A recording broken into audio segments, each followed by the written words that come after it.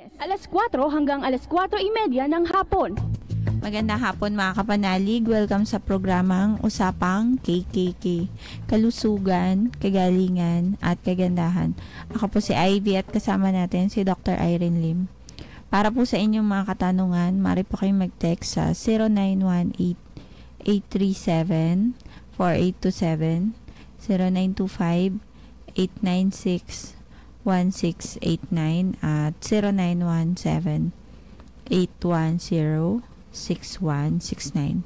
Para po sa may mga YouTube at Facebook, pwede nyo pong hanapin si Doc. Type nyo lang po ang Dr. Irene Lim. Gandang hapon, Doc. Magandang hapon pong muli sa inyong lahat at welcome po sa ating talakayan sa Usapang KKK. Ang inyo pong lingkod, si Dr. Irene Lim, ang magbibigay na naman po sa inyo ng panibagong kaalaman. And always remember that knowledge is power. Ligtas ang may kaalaman. When you lose your health, you will lose everything. Ako po hihingi ng inyong like, share, and subscribe. Pakitype lamang po ang Dr. Irene Lim both sa YouTube and sa Facebook.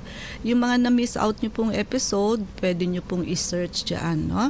And for our announcement, still we are on free check-up promo.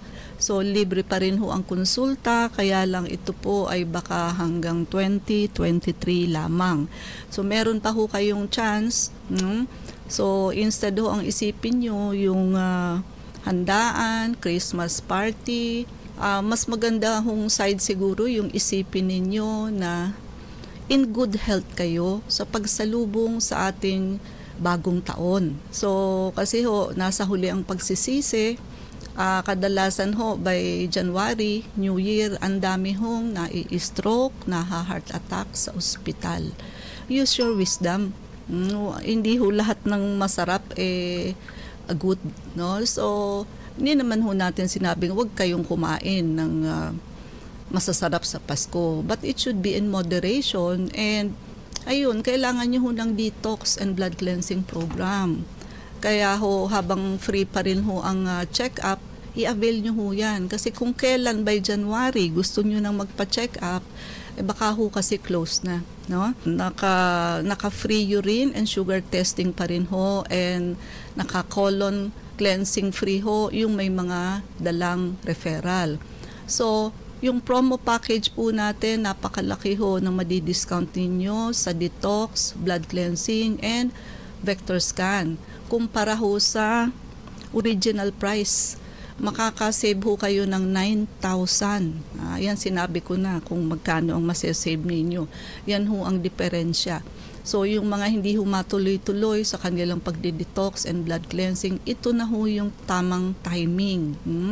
Wala na ho tayong promo sa IV laser, pero nag-open naman ho tayo ng promo sa high-dose vitamin C.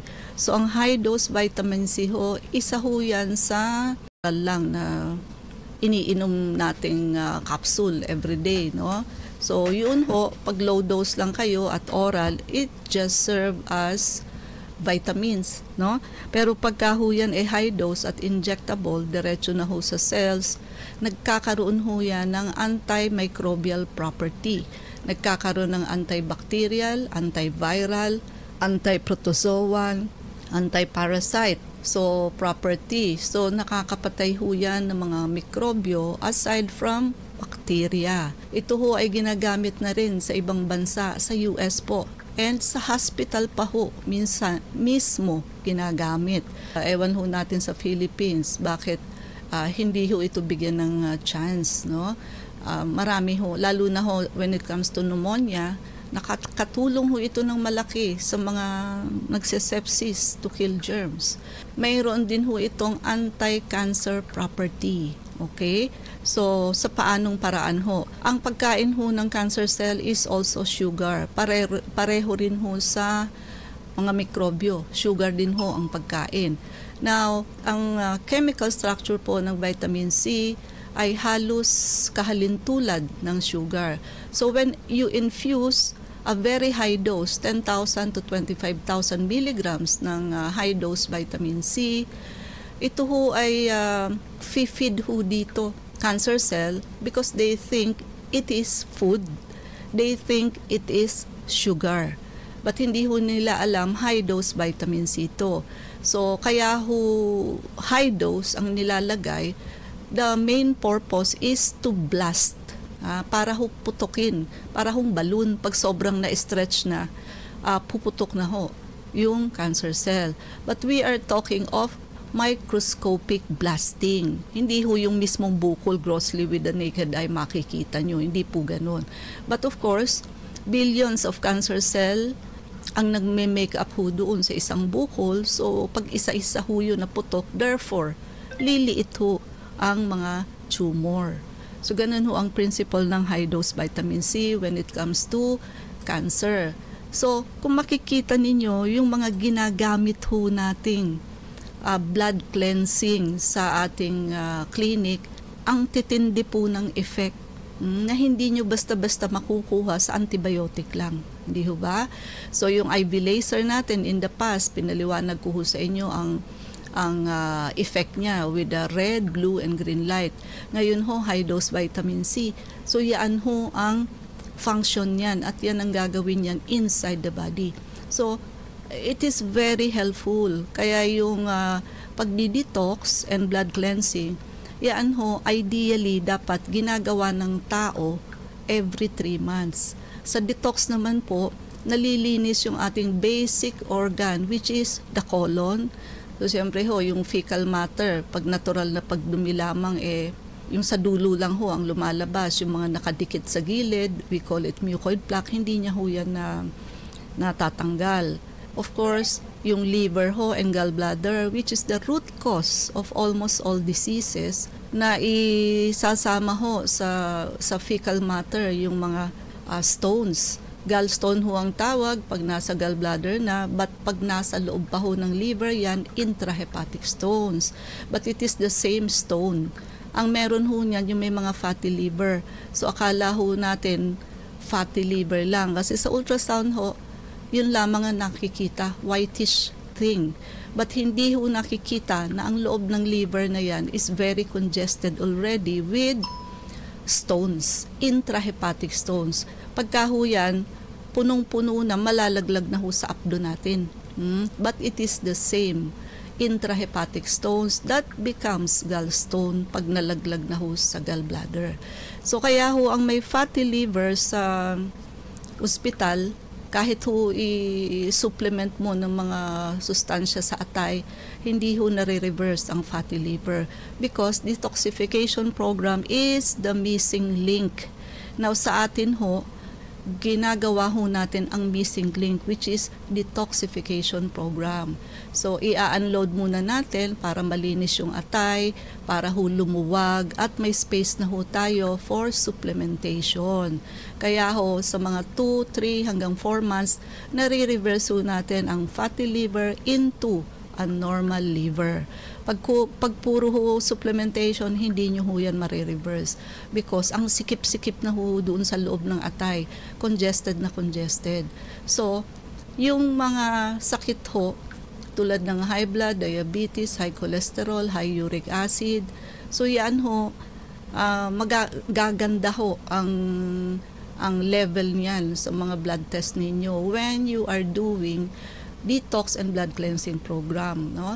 Iyan ho ang isa sa mechanism wherein we can bring back the organs kasi maa-address yung root cause.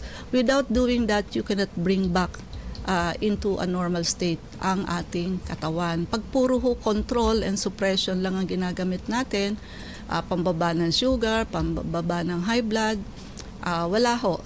It will remain a maintenance habang buhay, no? Ito hong promo package natin, piliin nyo ho yung may vector scan kasi ang laki ng benefit ng vector scan, lalo na ho kung may lahi kayo ng cancer.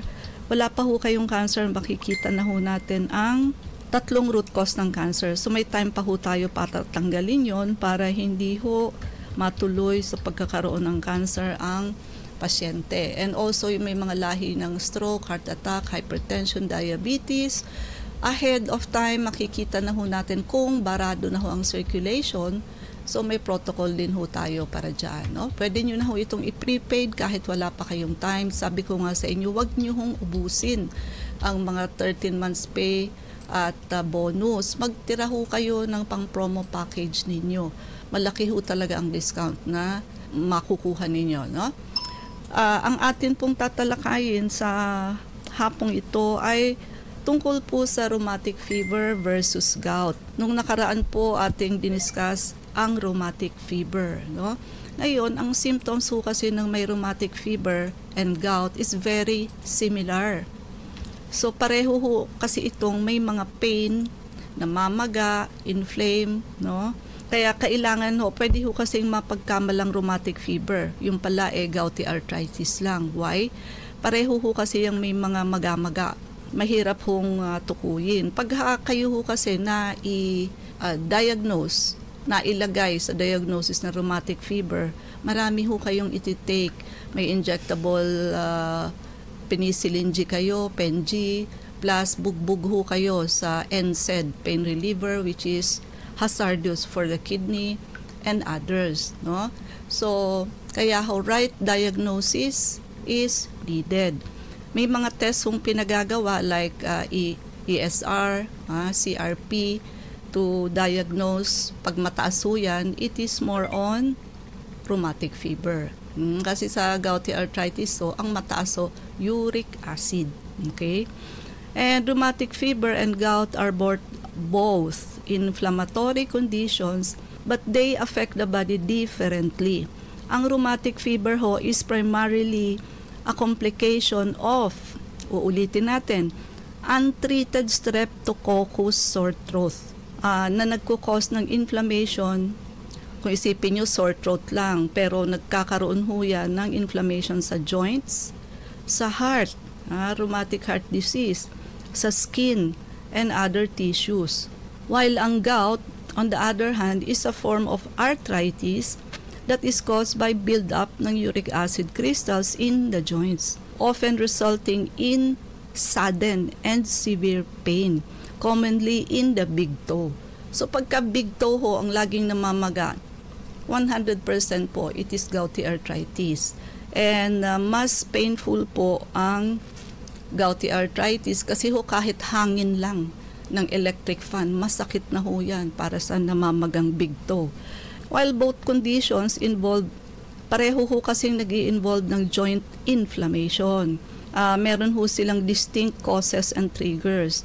Ang rheumatic fever ho linked to untreated streptococcal infection, usually sore throat. Kaya ho, yung mga ayaw gumamit ng antibiotic, ilagay nyo ho sa lugar. No? Pagka sore throat ho, kailangan nyo ho talagang mag-antibiotic. Kasi ho, kala nyo lumipas na, nawala na yung sore throat nyo. Nawala na ho kasi bumaba na. Napunta na ho sa heart, causing rheumatic heart fever. Bumaba na ho sa kidney, causing acute glomerulonephritis. So, yung mga mahilig ho sa herbal, nasasabihin, ininuman nyo lang ng ganito, dahon ng ganyan.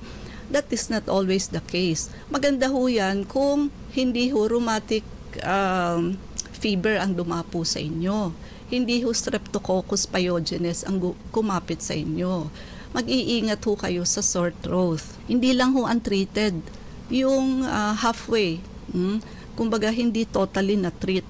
Kasi minsan may mga doktor din na kung magbigay ng antibiotic 3 araw, 7 araw, tandaan nyo, hindi na ho yan uubra ngayon. No? Sa dami ho ng mutation, multiplication na nangyari nung pandemic times, tatawanan lang ho tayo ng bakterya sa ganyang sitwasyon. No? Ayan ho, ang rheumatic fever, untreated and inadequately treated streptococcal throat infection that is caused by group A hemolytic streptococcus bacteria. Symptoms niya, joint pains, fever, sumaylagnat ho ito, while ang gouty arthritis wala. Skin rashes, inflammation, maga, and potential damage to the heart valves. Isipin nyo yun, magkakaroon kayo ng sirang puso dahilan lamang sa ayaw nyong uminom ng antibiotic. Di ba? So, mas more harm ho ang makukuha ninyo. Katulad din ho ng concept ng may mga pasyente ho, ayaw uminom ng pang-high blood. Why? Baka daw ho may side effects sa kidney. Ay lalo ho masisira ang kidney ninyo pagka ho ang taas ng BP ninyo. Dahil ang loob ho ng ating kidneys para lang hong gasinulid ang mga nephrons natin dyan. Pag sobrang sikip ho at hindi ninyo ginagamot, pagka mataas ho ang BP, sobrang sikip ng ating mga ugat. So, mapwersa ho, masisira ho ang kidney ninyo. Lalo ho kayong mauuwi sa dialysis. So, makinig ho kayo sa doktor. Huwag ho kayong nag-doktor Google lamang, no? A little knowledge is very dangerous. And, of course, complication ho is what? Rheumatic heart disease. Pag hindi ho naintindihan yung word na auscultate, tinatapatan ho ng stethoscope. Ibig sabihin, pinakikinggan yung lungs and heart. And sa treatment ho, of course, kailangan ng antibiotic sa rheumatic fever. Pag severe cases nga ho, umaabot pa ito sa heart surgery kasi inaayos yung valves. Sa gout, build up naman ho ito ng uric acid crystal. Sa joints din kasi. So, pareho hong inflammatory joint pains. And, ayan ho, due to body's inability to properly metabolize uric acid crystals. Pagka ho nagre-retain na kayo ng uric acid, palagi na lamang ho mataas, ibig sabihin, ang kidney nyo ho hindi na ho 100% functioning. Because ang gumagawa ho ng uric acid, liver. Pero ang excretion ho paglabas, kidney. Ibig sabihin, hindi na ho capable ang kidney ninyo to excrete all the uric acid crystals in the body. Kaya ho, nagre-retain na kayo. Ha? Kaya nga ho, ang normal creatinine test is not an assurance that your kidney is 100% okay. Kaya ho, maraming namamatay sa pagpapalagay ng contrast media or dye. Kasi ho, minsan, normal ang lalabas. Pag normal, they will push through with the contrast media. Now, a normal creatinine level is not a guarantee. Kasi ho, bago tumaas ang creatinine test natin, 75% of the kidney is already damaged. No? Ang mas maganda ho dyan, huwag kayong magpalagay ng contrast media or dye. Pareho naman hong pwede, mas malinaw lang ho ng kaunti ang may contrast media. But maiiwan ho yun sa katawan ninyong dye na yun kapag ho may ilang porsyento na hong damage ang kidney ninyo. No? May mga nangyayari pa rin ho na sa test, hindi kayo nag-react, hindi kayo allergy dun sa contrast media, pero pag actual na hong bolus nilagay sa inyo, ayun ho, immediately, namamatay ho ang pasyente. Nag-anaphylactic shock po. Yung nahirapan huminga, nagna-numbness, seconds to minutes lang po yan. Matagal na ho ang oras. Kaya, mabuti kung maaagapan ng, ng epinephrine. Pero kung natagalan na, hindi na ho masisave ang pasyente. Pagka gouty arthritis, iisipin nyo kung yung family ay may history ng gout or gouty arthritis. Pagka ho may family history, nanay, lolo, lola, mas malaki ho yung factor na nasa gouty arthritis lang kayo at hindi ho rheumatic fever. Complication, of course, it might lead to joint damage, kidney stones, and in severe cases, kidney damage.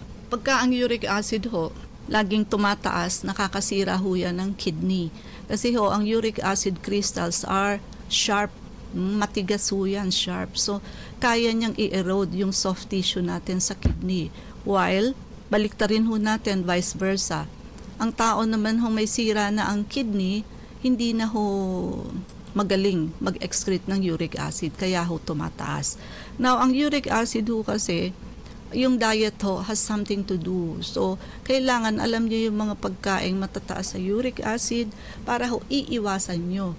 Kasi kung may family history na nga ho, ibig sabihin nasa genes nyo na yung mataas na uric acid, tapos kakain pa kayo or lagi kayong kumakain ng food na mataas sa uric acid, ayun ho, talaga hong tataas yan. And kaya pwede ho kayong mauwi sa CKD with a uric acid which is always high. Treatment, of course, kailangan ho magbigay kayo ng anti-inflammatory. Kadalasan ho, colchicine ang ginagamit dyan. 3 to 4 times a day to reduce the inflammation. And kailangan ho, pag wala ng pain, saka ho ninyo ipapasok yung pangbaba ng uric acid crystals. And yun na nga, sabi natin, kailangan ho ang change in lifestyle. Kumbaga, yung medication ho, maraming side effect. Sa rheumatic fever, gouty arthritis.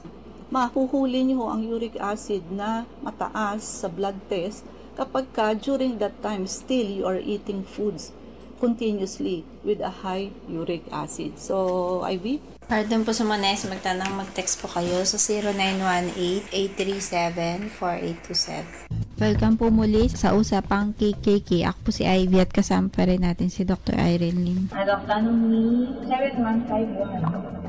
Na-inquire lang ako, ano po yung vector scan? Okay, so malamang hindi ka namin, bago ka lang namin listener, but vector scan, it is a Russian technology which is non-invasive.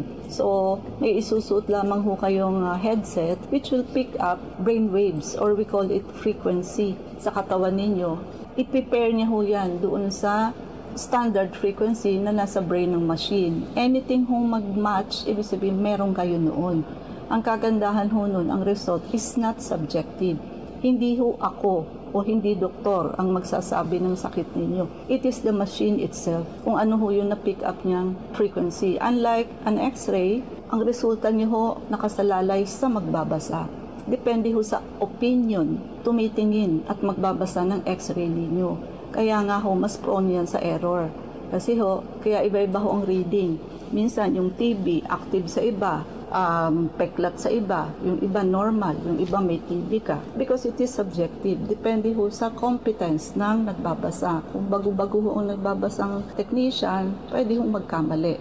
Iba-ibang reading, but it is the same plate. Pabasa mo sa iba-iba. Pwede hong iba-iba ang kanilang reading, no? Makukuha niyo ho agad ang result. Ang accuracy ho nito is more than 90%. Kaya it catches the body before the onset of diseases. So yun nga ho ang sinasabi namin sa inyo, makikita nyo lahat, allergens nyo, chemicals na naipon ninyo since birth, bacteria in detail. Anong scientific name ng bacteria, ng parasite, ng virus, radiation, yung root cause ng cancer, yung circulation ninyo, makikita nyo ho, no? So kung barado o hindi. So, at marami pa hong iba. So diabetes, wala pa kayong diabetes, napipick up na yan ni vector scan. The only thing that the vector scan cannot tell us is what? Quantity. How high? Sabihin niya may diabetes. But how high is the sugar? Hindi niya ho masasabi yun. May myoma kayo. Ano ang size? Ayun ho. Hindi niya ho masasabi yun. So, size and quantity, that is the time wherein magre-request ho tayo ng laboratory test in the hospital. So, walang tayong oras. So, mangyari po lamang na kayo magpalista kung kayo ay magpapacheck up. So, Unit 1101, Clinica Medica 101, Centuria Medical Makati, Salamanca Street, corner Kalayaan Avenue, Makati City. So, ang landmark ho natin is along Makati Avenue, yung corner General Luna Street. Everyday ho bukas ang clinic, pati na rin Saturday and Sunday, and even holidays. Kailangan lamang ho, wag walk-in. Magpalista ho kayo. IV ang mga numero natin. Pwede po kayong tumawag sa 546-9412. Pwede rin po kayong mag-text sa 0925-896-1689 at 0917-810-6169. Prevention is better than cure and health is the best investment. Regaluhan niyo po ang inyong sarili ng pagpapacheck up para huma-auscultate namin ng likod ninyo. Maagapan ho kung kayo ay may asymptomatic or walking pneumonia. Marami hong namamatay dyan ngayon. Maging sigurista po kayo, no? Magpapasko pa naman. Sabayan nyo na ho ng pagpapavector scan, detoxification and blood cleansing program, kasi yan hong dalawang procedure na yan ang mag-a-address sa root cause ng halos lahat ng sakit. Lalo na ho ngayon, this is the right time, kahit na ho Pasko, magpa-check up po kayo. So habang tayo ho ay nakapromo ng free check-up, with free urine and sugar testing, for every referral, meron ho kayong free colon cleansing, and high-dose vitamin C ho, nakapromo sa atin. Pwede nyo na i-prepaid yan kahit wala pa kayong time. And yung atin home promo package, detox with blood cleansing, with or without vector scan. But choose the one with the vector scan, no? So, transferable din ho ito. Pwede nyong ipangregalo sa mga mahal sa buhay. So, paki-like, share, and subscribe po. I-type nyo lamang ang Dr. Irene Lim both sa YouTube and sa Facebook. Ivy? Please like us on Facebook. Ang account po natin ay Klinika Medica 101. Maraming salamat mga kapanalig sa pakikinig sa amin sa hapong ito. Abangan niyo po muli kami bukas, alas 4 hanggang alas 4:30 ng hapon sa programang Usapang KKK. Kasama natin si Dr. Irene Lim. Ako po si Ivy at sa may niyong katotohanan. Salamat po.